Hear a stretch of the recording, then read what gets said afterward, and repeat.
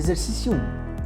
Qual o valor de resgate de uma aplicação financeira de R$ 13.550 após 11 meses a uma taxa de juros compostos de 1,8% ao mês?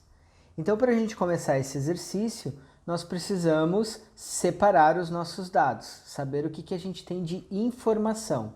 Então, a primeira informação é o capital, que é 13.550, ou seja, o valor aplicado.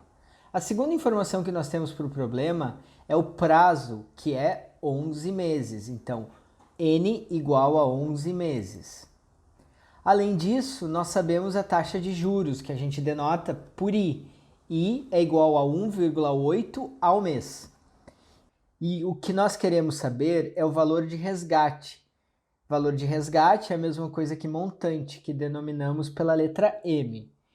Então, usando a fórmula de juros compostos, nós temos que montante é igual a capital vezes 1 mais I elevado a N, ao prazo.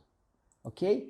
Então, substituindo tudo na nossa fórmula, nós temos que M é igual a 13.550 vezes 1 mais 0,018, que é o I, elevado a 11. E isso nos dá que M é igual a 13.550 vezes 1,018 elevado a 11. E fazendo essa conta na calculadora científica, nós temos que a resposta é 16.487,881. Eu vou registrar aqui só a terceira casa, porque eu vou arredondar na segunda casa decimal, então eu só preciso da terceira para decidir como eu vou fazer o arredondamento. Observem que eu só vou arredondar agora que eu tenho a resposta final. Como a terceira casa decimal é um 1, nós vamos arredondar para baixo e a resposta final vai ser 16.487,88. Vamos ver como a gente faz esse exercício na calculadora financeira. Abram a calculadora de vocês e provavelmente, se for a primeira vez que vocês estão abrindo, ela vai ter apenas duas casas decimais depois da vírgula. Isso não quer dizer que a calculadora esteja trabalhando com duas casas decimais, mas sim que ela mostra apenas duas casas decimais, mas internamente ela está trabalhando com muitas outras casas. Se vocês quiserem ver mais casas, basta fazer o seguinte, F e o número de casas que vocês querem ver. F9 vai mostrar 9 casas decimais. Isso não tem nada a ver com o exercício, nós vamos começar o exercício agora. O primeiro passo é limpar a memória. Para fazer isso, eu vou apertar F-Reg. Isso vai limpar a memória de todas as variáveis que possam estar armazenadas e que, se eu não limpar, pode atrapalhar no meu exercício, na minha resolução. Então, vamos aos dados do problema. O primeiro dado é o capital, 13.550. Esse é o meu capital, meu valor principal, o meu PV. Então, eu clico aqui para registrar como PV. O segundo dado é a taxa, 1,8. Lembrando que a taxa sempre entra na forma percentual na calculadora. E eu clico I para registrar esse valor. E o terceiro dado é o prazo, 11 N. Agora basta eu clicar na variável que eu quero descobrir, que é o FV, o montante, o valor futuro. Então, quando eu clico aqui, ele me dá a resposta. 16.487,88,1. Esse 1 aqui, ó, lembrando que eu quero duas casas de precisão, então eu vou olhar para a terceira casa, que é 1, e a gente sabe que nós vamos arredondar simplesmente para baixo, vamos deixar o 88. Então a resposta final, 16.487,88. Observem que tem um sinal negativo aqui na frente. Isso aqui não quer dizer que a resposta é negativa. É que na calculadora financeira, sempre o montante e o capital, eles têm sinais opostos, porque eles representam posições diferentes no fluxo de caixa, um de entrada e o outro de saída. Então, nesse caso aqui, como eu entrei com capital positivo como entrada no fluxo de caixa, esse FV, o montante, vai ser uma saída e o sinal de menos vai indicar que é uma saída. E se ao invés do montante, o problema tivesse pedido o juro, ou seja, o quanto se ganhou de juro no período? Diferentemente dos juros simples, onde nós tínhamos uma fórmula para o montante e outra para o juro, nos juros compostos não há fórmula direta para os juros. Para sabermos os juros em juros compostos, nós precisamos calcular o montante primeiro e depois calcularmos os juros. E como que a gente faz isso então? Bom, aí a gente usa a fórmula mais básica de matemática financeira, que diz que montante é igual a capital inicial mais juros. Ou seja, juros é igual ao capital menos o montante. No nosso problema, nós já calculamos o montante, que é 16.487,88 centavos, e aí a gente precisa diminuir o capital inicial, que é 13.550. Logo, os juros acumulados em 11 meses é 2.937,88 centavos. Exercício 2. Uma dívida de R$ 12.000 foi resgatada por R$ 22.607,33 após 13 meses e 18 dias. Encontre a taxa de juros compostos mensal usada na operação. Para começar o problema, nós vamos separar os dados que nós temos. O meu capital é igual a 12.000. Montante, representado por M, é igual a 22.607,33. O prazo, N, é 13 meses e 18 dias. Mas como ele pede a taxa de juros mensal, eu preciso colocar o prazo na forma mensal. Não pode ser 13 meses e 18 dias, eu preciso escrever em meses. Como é que eu transformo aqueles 18 dias em meses? Bom, usando a regra do banqueiro. Então, 18 dias em meses é 18 sobre 30 meses. E aí eu preciso somar os 13 meses com 18 sobre 30 meses. Isso vai me dar, colocando tudo sobre o mesmo quociente, 390 mais 18 dividindo por 30. Ou seja, N é igual a 408 sobre 30 avos.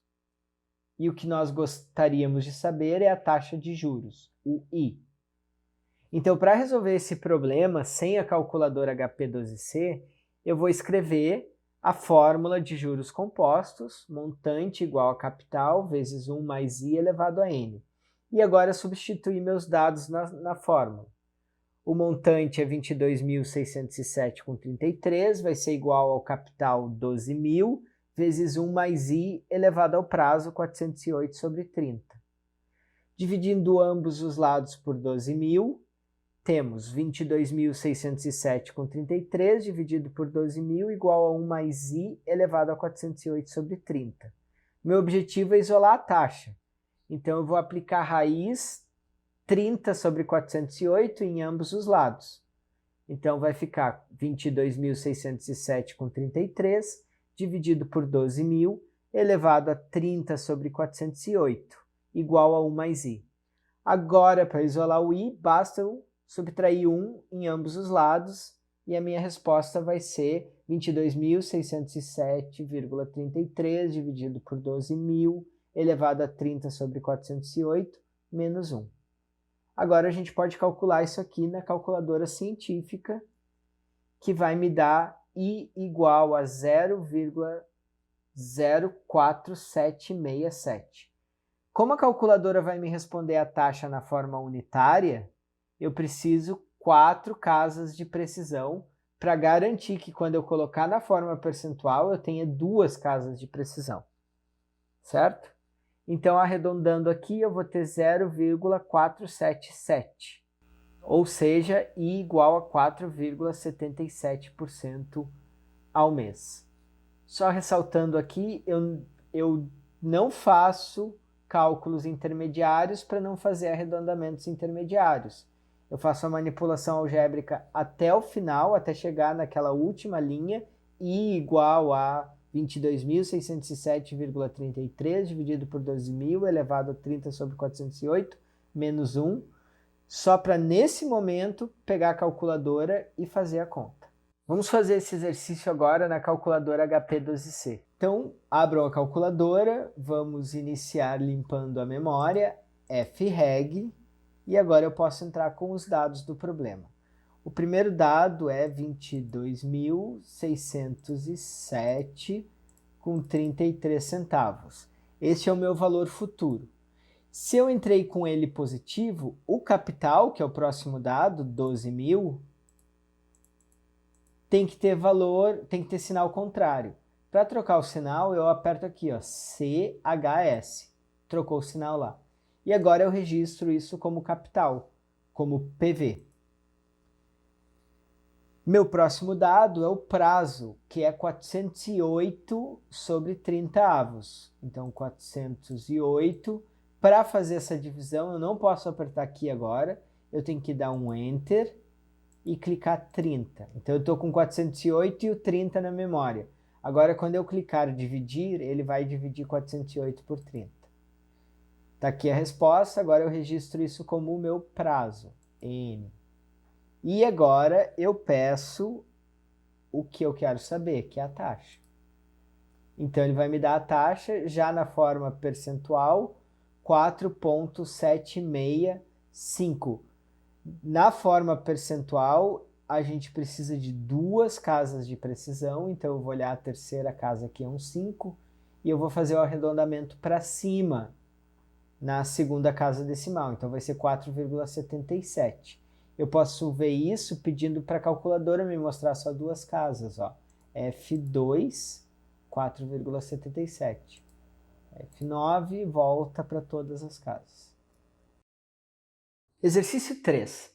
Em que prazo uma aplicação dobra o valor aplicado a uma taxa de juros compostos de 2,5% ao mês? Então, nesse exercício aqui, quais são os dados claros do problema? Parece que a única coisa que nós temos de dados é a taxa, I igual a 2,5% ao mês. O capital inicial, nós não sabemos. Não está dito ali qual é o capital inicial. Além disso, o montante, nós também não sabemos o valor exato. Mas nós sabemos uma coisa, que montante é igual a 2C. Ou seja, montante é igual a 2 vezes o capital, certo? E o que nós queremos descobrir é o prazo, é N, quanto vale N. Nesse exercício, é dito que a gente está no regime de juros compostos, então nós vamos utilizar a fórmula M igual a capital inicial vezes 1 mais a taxa de juros elevado a N. Agora observem, eu não sei o valor de M, eu não sei o valor de C, mas eu sei que M vale 2 vezes C. Então eu vou substituir isso. No lugar de M eu vou colocar 2 vezes C. Então 2 vezes C é igual a C vezes 1 mais 0,025 elevado a N. 0,025 é a minha taxa na forma unitária. Agora eu tenho C em ambos os lados da igualdade. Então, eu posso cancelar C em ambos os lados e eu vou ter que 2 é igual a 1,025 elevado a N. Observem que eu tenho uma equação aqui exponencial. A variável que eu quero descobrir, a minha incógnita, ela está no expoente. Então, para mim resolver esse tipo de equação, eu preciso usar logaritmos. O que a gente precisa fazer aqui é aplicar logaritmo em ambos os lados da igualdade. Logaritmo em qual base? Qualquer uma, pessoal. Usem a base que vocês preferirem. Eu vou usar log 10, log na base 10, porque é um logaritmo que vocês estão mais acostumados, mas vocês poderiam usar o logaritmo natural, que é logaritmo na base E, que é o logaritmo mais comum de aparecer na calculadora. Mas tanto faz, qualquer base logaritmo vocês podem usar aqui, desde que vocês apliquem log com a mesma base em ambos os lados. Então, aplicando logaritmo de base 10 em ambos os lados, a gente tem que log de 2 é igual a log de 1,025 elevado a n. Então temos que log de 2 é igual, e agora vem a grande propriedade dos logaritmos que nos permite resolver esse tipo de equação exponencial, que é que o expoente que está lá dentro do log, ele pode cair para frente multiplicando o logaritmo na frente dele. Então, logaritmo de 1,025 elevado a n é igual a n vezes o log de 1,025. Agora eu posso isolar o n, que é o que eu quero saber, e vai ficar n igual a log de 2 dividido pelo log de 1,025. E finalmente eu vou usar a minha calculadora para calcular isso aqui, logaritmo de 2 dividido pelo logaritmo de 1,025, e a resposta é que n é igual a 28,071034. Arredondando esse valor, nós temos 28,07 meses. Vamos iniciar o exercício 3, limpando a memória. FREG. O único dado que eu tenho é a taxa, 2,5. I.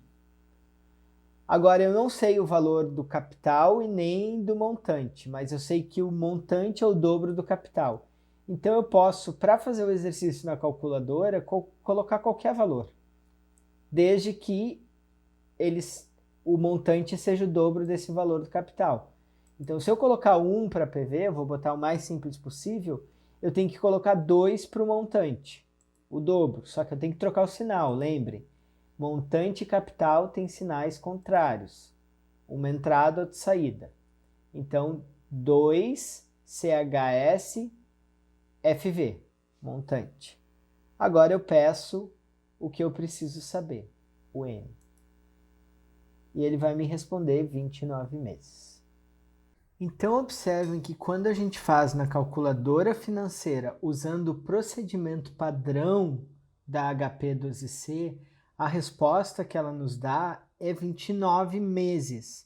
Mas a resposta que nós encontramos é 28,07 meses. O que acontece? A calculadora financeira, ela sempre arredonda prazo para cima. Ela não obedece à nossa regra de arredondamento do curso. E ela sempre faz isso porque o sistema financeiro, o banqueiro, ele nunca paga a quantia antes. Arredondar para baixo seria como se o montante fosse pago antes. Ele sempre paga depois. Se ele tiver que pagar entre antes ou depois, ele vai pagar depois. Então, o arredondamento de prazo no sistema financeiro, ele é sempre para cima. Para não confundir vocês com diferentes tipos de arredondamento, a gente sempre vai usar o arredondamento que nós estabelecemos na aula inaugural, inclusive para prazos. O que isso significa? Que não dá para usar o procedimento financeiro da HP12C para a gente fazer o cálculo de prazos. A gente tem que fazer como se ela fosse calculadora científica. Então aqui vocês têm duas opções: fazer esse cálculo na calculadora científica ou seguir o passo a passo que eu vou mostrar agora para vocês. Então, vamos começar limpando a memória, FREG, e aí eu vou digitar 2GLN. Isso vai calcular o logaritmo de 2, tá? Agora eu vou dar um Enter e vou calcular o logaritmo de 1.025. 1.025 GLN. E agora eu divido essas duas coisas que estão na minha memória, o ln de 2 pelo ln de 1,025. E a resposta me dá 28,71, como a gente esperava. Se eu der um F2 aqui, ó, vai dar o 28,07, que é a resposta que nós encontramos.